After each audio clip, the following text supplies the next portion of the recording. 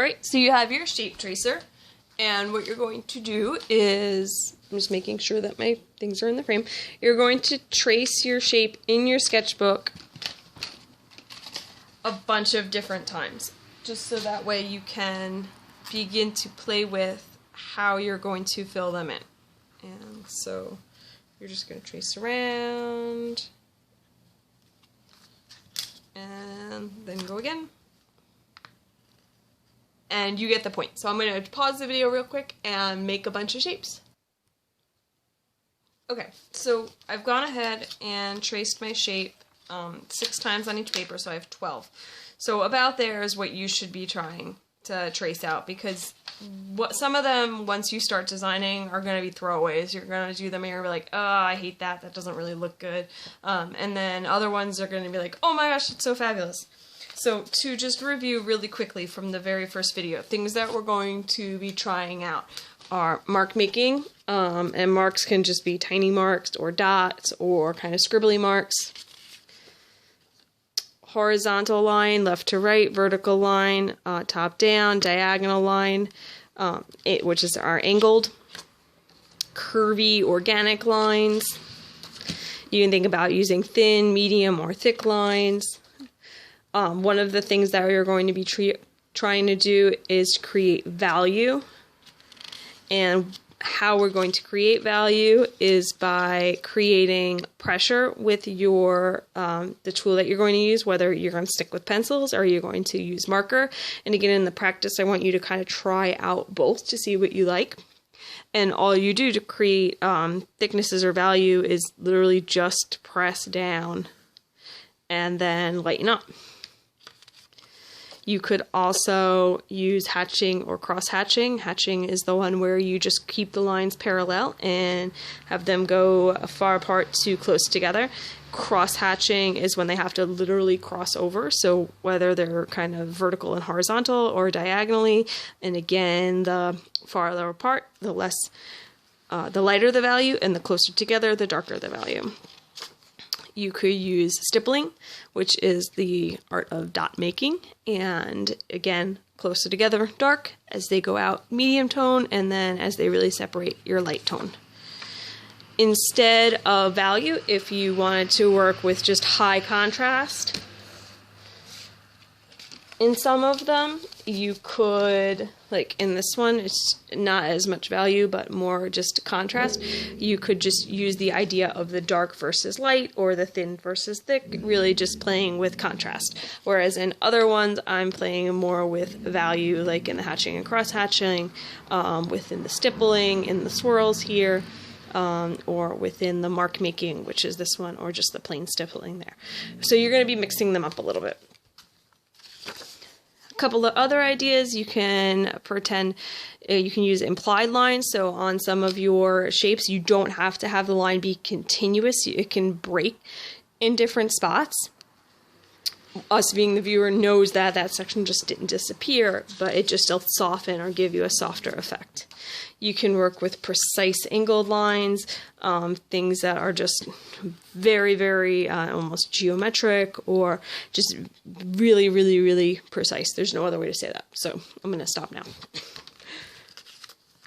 And you can also, if you figure out a way to incorporate the idea of psychic line, if you remember back to the images, we looked at the archer and she was shooting the arrow, and so the artist was trying to draw your line to move to specific places. If you hear the growling in the background, that's my adorable dog. And the other one, which I lost the note card to, but it was expressive line. Did I spell that wrong? I did. I made a mistake, so boo. But I figured it out. So expressive line is when you are playing around with trying to kind of give a feeling. So you might simplify the line and just kind of create more of a mood with the line. Think back to the girl figure who had her hair spilling down. The line in that one was pretty expressive. So in order to come up with all these great ideas, I went through a lot of practice, and that's exactly what you're going to do right now. So in your sketchbook, you're going to kind of play around with all of those ideas that we just came up with and think about different ways that you could use line within each one, and you will use them in different ways. You are just going to kind of test out different ideas and see what you like. I'm just going to play around right now for a couple seconds and try out some different things that I didn't do.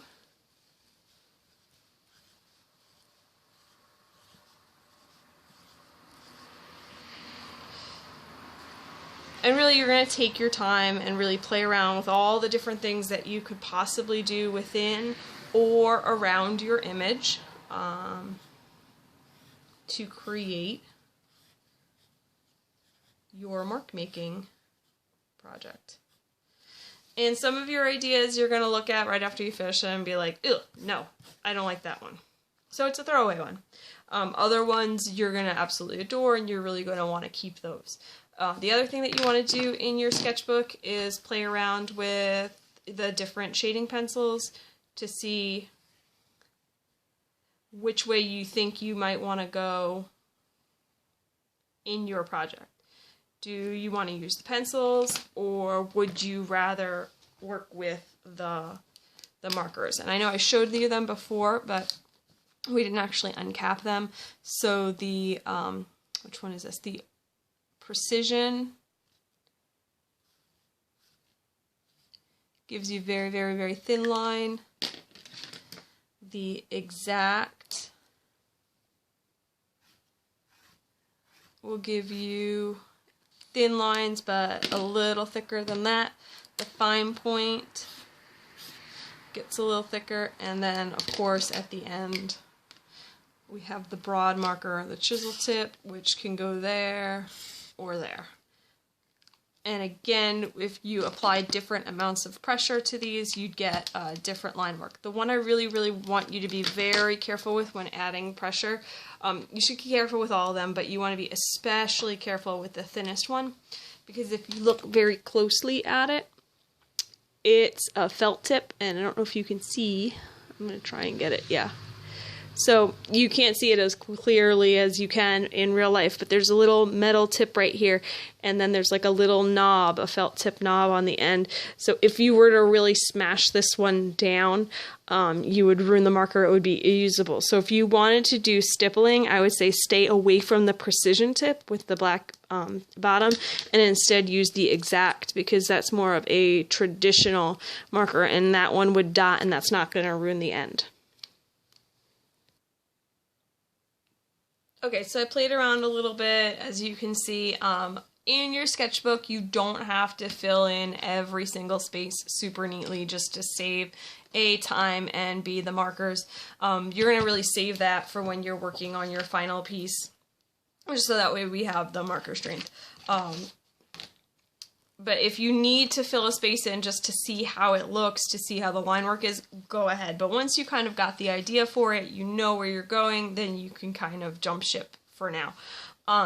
Once you fill out all of your designs, what I want you to do is go and mark down star, circle, any way to indicate that these are the ones that you want. And you're going to need 9 of them, as you just saw in the grid. So you can just make sure that you have all the 9 that you want. Once you have all the 9 that you want, you're going to come check with me and show me that you've practiced being able to create different qualities and to learn how you make marks. Show me that evidence, I'll sign off, and then I'll send you off to the next step.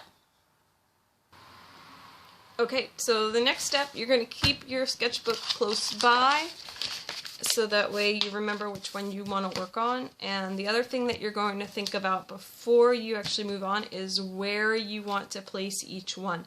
Think about the end product and which ones are going to be your darker ones and which ones are going to be your lighter ones, because they're going to give a different appearance. So you got to figure out if you want a space like have a darker looking one or the darker pieces on the corners, or do you want to have the darkest one in the middle, or do you want to mix them up somehow? So you really want to kind of plan out which image you're going to put in which spot. Once you figured out where you want them in your grid, then you're going to go ahead and you're going to trace your simple shape out on your project paper. And this is where you really want to take your time and get it right, because this is going to probably be your end product unless catastrophe happens. And if catastrophe happens, there are extra pieces of paper, so you don't have to freak out, but you just kind of want to try to get everything where it needs to be. So you do want to make sure that you're trying to center your object in each square. Just look at it before you trace it, and then you can continue to trace. Alright, so I went ahead, I paused the video, I traced out my simple shape in all of the squares, and then I'm going to start to do kind of the hard work, input the information in each one. Now this time when you're inputting the information, your focus isn't on the design work. That part is done, and now it's just making everything look really clean and neat and like a finished piece of artwork. You always want to kind of keep that idea of your end product in mind. You want it to look the best that you can make it. So this is where you really, really want to slow yourself down, take your time, don't shortcut it, because if you get like 7 of them done and all of a sudden you start rushing, then you're going to end up putting yourself back to square one. So take your time. If you're going to work with very, very, very clean lines where you want everything to be really precise, go ahead, get a ruler, take the couple of minutes to measure if you need specific sizing, or if you wanted very, very straight lines, like for the grid. Take the time to go ahead and use the ruler to input that information, so that way you're not erasing a bunch of different times.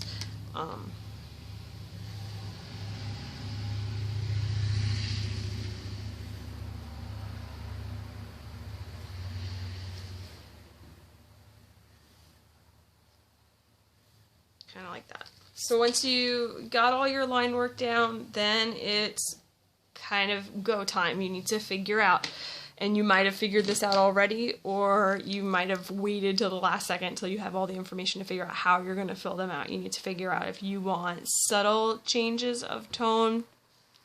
You want to use your pencil to create that, and I'm trying to find, there you go. So if you wanted it to have a bit of a softer look, you would want to use the value pencils. And if you wanted to have it with higher contrast, then you would be using the different markers. So from that point, once you make that choice, you're going to grab whatever tool you want and start carefully creating your line work. Whenever I am using a tool that I know that I have no eraser capabilities on, or if I'm just being extra careful, a lot of times I'll just turn my paper around so that way, and I just got out of the space that I wanted because I was rushing. Don't rush. There's another mini lesson right there. Do not rush. So I don't create chicken arm. Chicken arm is when you're trying to draw and you get to this point and all of a sudden your elbow is up in the air and you look really funky. So don't do that. We don't need any chickens. Couple of things with the markers: when you're finished using them, please make sure that they're closed so we have them to use in the future. So you want to make sure that you hear that click. I was talking, so this is not closed, but that is. So make sure that all of the markers are closed so that way we have them to use in the future. So you would go, take your time, fill in everything from here, and then you'd come up with your end product. So I've taken my time, fast forward in the magical land of video, and I know you already saw this, so I know you know I did it ahead of time. But so we have your finished product. Before you go and say it is absolutely finished, make sure that you take a few minutes and look at it and think to yourself, is there a nice balance of positive to negative space? Positive being the lines that you made, negative being the empty space that is either surrounding your image or within your image, because you want to make sure that it looks good. The other thing that you want to double check on is that you've put all the information that you need and that you want. If you at this point want to keep the grid lines, go ahead and grab your ruler, kind of put it to the side of your line if you're going to be using the marker, because the marker tip is going to be a lot thicker than your original pencil line. So you just kind of want to eyeball it to the side and then trace over that line. If you're doing it with pencil, then you would go back to the line, kind of line up close to it but not on it, right next to it, and then darken it in with the pencil. If you decided you did not want the lines anymore, you'd be grabbing your eraser, and if you made them very light, you should be able to erase them out and nobody would ever even know that you had a grid. The final step, after you've got all your information, you figured out if everything was balanced and looked good, you made the choice on if you're keeping the grid or not. I might have just said that, can't remember. You want to sign your work, and one of our first sketching assignments was to kind of play around with how to create your signature. So just to review, in case you weren't here that day or you didn't do that sketch assignment yet, you could keep your whole name. You could do just your first initial and your last name. First initial, sorry. You could do your first name and your last initial. If you have a middle name, you can incorporate that somehow. You could just do your initials. You can use print if you'd like, if that's better for you, and you could also use printed initials as well. I usually crisscross my initials as my artist signature. That's just what I've been doing for the past, 8 or 9 years. So I always cross mine. So once you figure out what your signature is, or if you've already figured it out, you might want to practice it real quick in your sketchbook on the same page, and then jump over to your project and sign your work. And if you've signed your work, then you are going to move on to the final step and fill out your self-assessment and add your image to your digital portfolio, which we are going to go over in a different series of videos. So if you're ready for that step, then move over to those. Thank you.